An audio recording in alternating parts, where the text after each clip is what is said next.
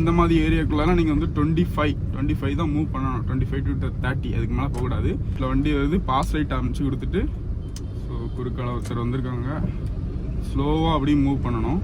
ஸ்லோவாக மூவ் பண்ணிங்கன்னா குறுக்க அந்த மாதிரி யாராவது வந்தாங்களோ, ஏதாவது பைக்கு டக்குன்னு ஊடைக்க வந்துட்டுனாலோ நம்ம வந்து டக்குன்னு பிரேக் அடிச்சிடலாம்.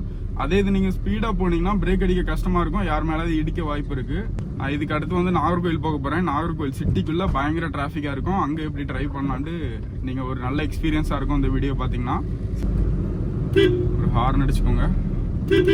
அந்த வண்டி லெஃப்ட் போகுது, ஸ்லோ பண்ணிவிட்டு ரைட் சைடில் பைக் வருதான்னு செக் பண்ணிவிட்டு, ஆக்சுவலி வண்டி இப்படி நிற்கக்கூடாது. எப்போ வந்து ரைட் சைடு லேன் வந்து ஃப்ரீ ஆகுதோ அதுக்கப்புறம் தான் நம்ம வந்து இந்த வண்டியை ஓவர்டேக் பண்ணோம். அதுவும் வந்து ஸ்பீடை பொறுத்து இருக்கு. அவங்க வந்து ஒரு 80 போயிட்டு இருக்காங்க அப்படின்னா அந்த டைம்ல இந்த ரோட்ல வந்து மேக்ஸிமம் ஸ்பீடு வந்து 80 தான் போகணும், அதுக்கு மேலே போகக்கூடாது. அவங்க 80 மெயின்டைன் பண்ணிட்டு இருந்தாங்கன்னா நம்ம வந்து அவங்கள ஓவர்டேக் பண்ணக்கூடாது.